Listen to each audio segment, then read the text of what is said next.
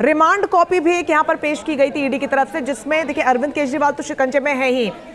रुमान, मैं आपका रुख करना चाहूंगी, आप बताइए कि रिमांड कॉपी एक पेश की गई। देखिए अरविंद केजरीवाल तो शिकंजे में है ही, लेकिन उस रिमांड कॉपी में आम आदमी पार्टी को एक कंपनी बताया गया।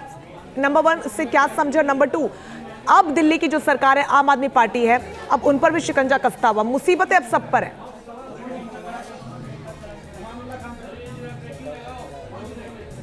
देखिए, आम आदमी पार्टी की सरकार पंजाब में भी है और अरविंद केजरीवाल के बाद अब पूरी पार्टी की मुश्किलें भी बढ़ती हुई नजर आ रही हैं, क्योंकि जिस तरह से रिमांड नोट के अंदर ईडी ने जिक्र किया है, आम आदमी पार्टी को एक कंपनी बताया है और ये कहा है कि कंपनी में जो बिजनेस हुआ उसकी पूरी जिम्मेदारी अरविंद केजरीवाल की है। और नोट में ये भी लिखा गया है कि अगर किसी आपराधिक गतिविधि में और या भ्रष्टाचार के इस तरह के मामले में कोई कंपनी इन्वॉल्व होती है तो कंपनी के खिलाफ भी कार्रवाई की जाती है। इस रिमांड नोट में लिखा है कि जो किकबैक की रकम आई थी उसमें 45 करोड़ रुपए का रकम गोवा चुनाव में खर्च की गई। आम आदमी पार्टी भी कंपनी के तौर पर इसमें लाभान्वित हुई और ऐसे में आम आदमी पार्टी के खिलाफ भी पीएमएलए की धारा 70 के तहत कार्रवाई होनी चाहिए। मतलब आने वाले दिनों में ईडी आम आदमी पार्टी के खिलाफ भी कार्रवाई कर सकती है और इससे सिर्फ अरविंद केजरीवाल नहीं बल्कि पूरी पार्टी की परेशानियां भी आने वाले दिनों में ऐसा लगता है कि बढ़ने वाली हैं। बिल्कुल बिल्कुल, जिस तरीके से एक के बाद एक दावे जो किए गए हैं और अब 7 दिन की रिमांड केजरीवाल के लिए गले की फाक बनता हुआ। मधुरेंद्र, मैं आपका रुख करना चाहूंगी, अगर आप तक आवाज पहुंच पा रही है तो समझाइए,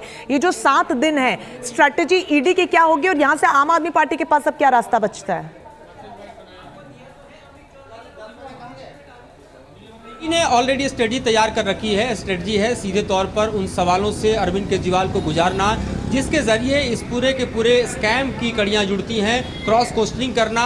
और अब तक जो ईडी ने रिकॉर्ड में लिए हैं बयान, खासतौर पे आप देखिए, चाहे वो मनीष सिसोदिया के हो या संजय सिंह को हो या फिर अभी की कविता जो गिरफ्तार हुई है उनसे जो क्वेश्चनिंग हो रही है, फिर क्रॉस क्वेश्चनिंग का जो प्रोसेस है वो किया जाएगा। तो आम आदमी पार्टी न सिर्फ मुश्किलों में है बल्कि इसलिए भी मुश्किल आम आदमी पार्टी की बढ़ रही है, जैसा कि जिक्र हमारे सहयोगी रुमान कर रहे हैं, कि एक पार्टी को इस वक्त जो है कंपनी के तौर पर ट्रीट किया जा रहा है और जो पार्टी को फायदा हुआ है दरअसल वो फायदा किसको गया है, तो फायदा पार्टी के हेड्स को गया है और जाहिर तौर पर उन पर शिकंजा कसना लाजमी है। आम आदमी पार्टी की मुश्किल इसलिए बढ़ रही है क्योंकि ऑलरेडी उसके जो कद्दावर नेता हैं सलाखों के पीछे हैं और जो सबसे बड़ा चेहरा आम आदमी पार्टी का, जिसे अरविंद केजरीवाल कह सकते हैं, जिनके साख पर और जिनके हम कहें के नाम पर पार्टी जो है वो 1 से 2 राज्यों तक पहुंच गई, यानी दिल्ली से पंजाब तक सत्ता में पहुंच गई। लेकिन मधुरेंद्र, वो आज की तारीख में 7 दिनों के लिए अब रिमांड लगातार चुनाव ईडी की तरफ से 10 दिनों की रिमांड की मांग की जा रही थी। 10 दिन का जो पूरा खाका है शायद ईडी की तरफ से वो तैयार किया गया होगा, लेकिन मिली 7 दिन की, जिसमें से आज एक दिन है, बचे 6 दिन।